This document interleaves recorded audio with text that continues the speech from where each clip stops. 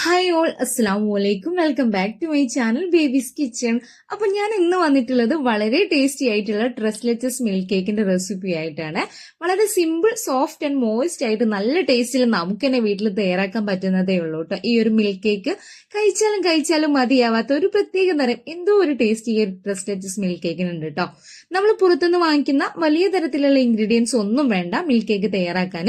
നമ്മുടെ വീട്ടിലുള്ള സാധാരണയുള്ള ചേരുവകൾ വെച്ചിട്ട് തന്നെ നമുക്ക് ഈ ഒരു അടിപൊളി രുചിയുള്ള ടേസ്റ്റി മിൽക്ക് കേക്ക് തയ്യാറാക്കി എടുക്കാം കേട്ടോ. അപ്പൊ നമുക്ക് തയ്യാറാക്കുന്നത് എങ്ങനെയെന്ന് കണ്ടു നോക്കാം അല്ലേ.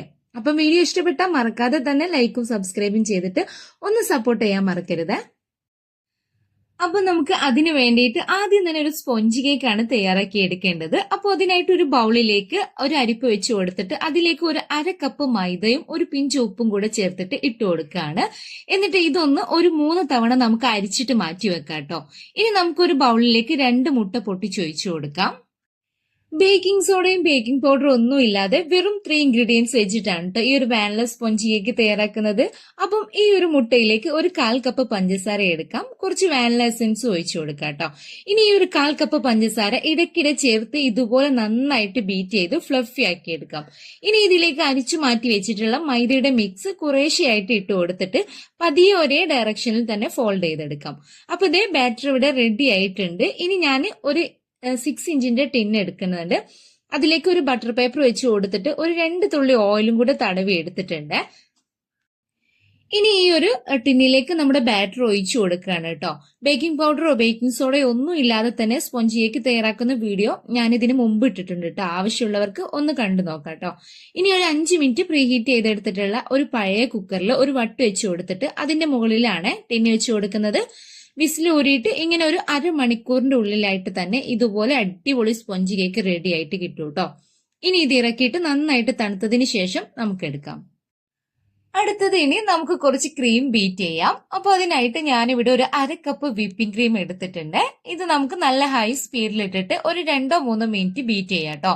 ഇനി ഇതിലേക്ക് കൂടുതൽ ടേസ്റ്റ് കിട്ടാൻ വേണ്ടിയിട്ട് മിൽക്ക് മെയ്ഡ് ഒഴിച്ചു കൊടുത്തിട്ടുണ്ട്. എന്നിട്ട് നമുക്ക് വീണ്ടും ബീറ്റ് ചെയ്ത് ക്രീം റെഡിയാക്കി എടുക്കാം. അപ്പൊ ഇതേ ക്രീം ഇവിടെ റെഡി ആയിട്ടുണ്ട്. ഇനി ഇത് ഫ്രിഡ്ജിലേക്ക് മാറ്റി വെക്കാം കേട്ടോ.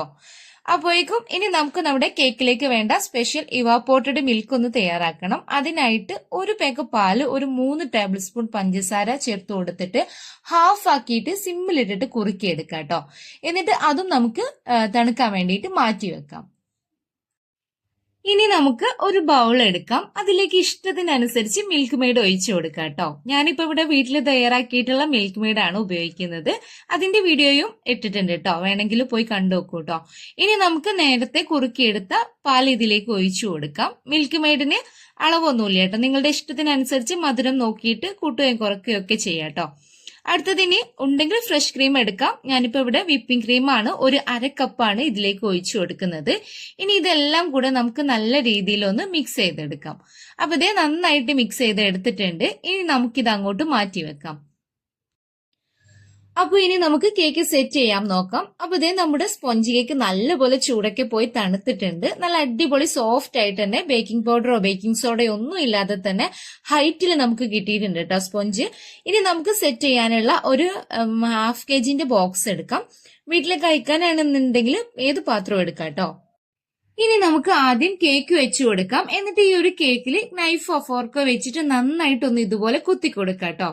അങ്ങനെ ചെയ്യുമ്പോഴാണ് കേക്ക് നന്നായിട്ട് വെറ്റാവുള്ളൂ. ഇനി നമുക്ക് തയ്യാറാക്കി വെച്ച് മിൽക്ക് മിക്സ് ഇതിന്റെ മുകളിലായിട്ട് ഒഴിച്ചു കൊടുക്കാം. നല്ല രീതിയിൽ കുതിർന്ന് വരുന്നത് വരെ നമുക്ക് മിൽക്ക് മിക്സ് വെച്ചിട്ട് വെറ്റ് ചെയ്ത് കൊടുക്കാം കേട്ടോ. അത് തന്നെയാണ് ഈ ഒരു കേക്കിന്റെ ടേസ്റ്റ് എന്ന് പറയുന്നത് തന്നെ. അപ്പൊ ഇത് നന്നായിട്ട് മിൽക്ക് ഒഴിച്ചു കൊടുത്തിട്ടുണ്ട്. കുറച്ച് മിൽക്ക് മിക്സ് ബാക്കി വെക്കണം കേട്ടോ. അത് നമുക്ക് സെർവ് ചെയ്യുന്ന സമയത്ത് കേക്കിന്റെ മുകളിലൂടെ ഒഴിച്ചു കൊടുക്കാനാണ്. ഇനി നമുക്ക് തയ്യാറാക്കി വെച്ചിട്ടുള്ള ക്രീം എടുക്കാം. അപ്പൊ ഞാൻ ഇവിടെ ഒരു പൈപ്പിംഗ് ബാഗിൽ ഒരു നോസിൽ വെച്ചിട്ട് ക്രീം ആക്കി എടുത്തിട്ടുണ്ട്. എന്നിട്ട് നമുക്ക് ഇഷ്ടമുള്ള രീതിയിൽ ഒന്ന് ഡെക്കറേറ്റ് ചെയ്ത് ക്രീം വെച്ച് കൊടുക്കാം. അപ്പൊ ഞാനിത് ഇതുപോലെ ഫുൾ ആയിട്ട് ക്രീം വെച്ച് കൊടുത്തിട്ടുണ്ട്. ഇനി നമുക്ക് കുറച്ച് പിസ്ത കട്ട് ചെയ്തതും കുറച്ച് ചെറീസ് കട്ട് ചെയ്തതും വെച്ചിട്ട് ഒന്ന് ഡെക്കറേറ്റ് ചെയ്തെടുക്കാം. ഡെക്കറേഷൻ ഒക്കെ നിങ്ങളുടെ ഇഷ്ടത്തിനനുസരിച്ച് ചെയ്തെടുത്തോളൂ കേട്ടോ. അപ്പൊ അതേ നമ്മുടെ അടിപൊളി ടേസ്റ്റ് ഉള്ള മിൽക്ക് കേക്ക് ഇവിടെ റെഡി ആയിട്ടുണ്ട്. വളരെ സിമ്പിൾ ആണ് ഇത് തയ്യാറാക്കാൻ, അതുപോലെ തന്നെ കഴിക്കാനും നല്ല ടേസ്റ്റ് ആണ് കേട്ടോ. നിർത്താതെ ഇങ്ങനെ കഴിച്ചുകൊണ്ടേയിരിക്കുന്ന ഒരു ഐറ്റം കൂടെയാണ് ഈ ഒരു മിൽക്ക് കേക്ക്. അപ്പൊ നമുക്ക് സെർവ് ചെയ്യുന്ന സമയത്ത് ഒഴിച്ചു കൊടുക്കാനുള്ള മിൽക്ക് ദേ ഇതുപോലെ ഒരു ബൗളിലും കൂടെ ഒഴിച്ചു കൊടുക്കുകയാണ്. ഇനി നമുക്കിത് ഫ്രിഡ്ജിലേക്ക് മാറ്റിയിട്ട് തണുപ്പിച്ചിട്ട് കഴിക്കാം കേട്ടോ. ഇനിയിപ്പം തണുപ്പിക്കാതെയും കഴിക്കാം, നല്ല ടേസ്റ്റ് തന്നെയാണ്. അപ്പൊ അതേ നമ്മുടെ ട്രസ്ലെറ്റസ് മിൽക്ക് കേക്ക് ഇവിടെ റെഡി ആയിട്ടുണ്ട്. എല്ലാവരും ഒന്ന് തയ്യാറാക്കി നോക്കിയിട്ട് ഫീഡ്ബാക്ക് അറിയിക്കണേ.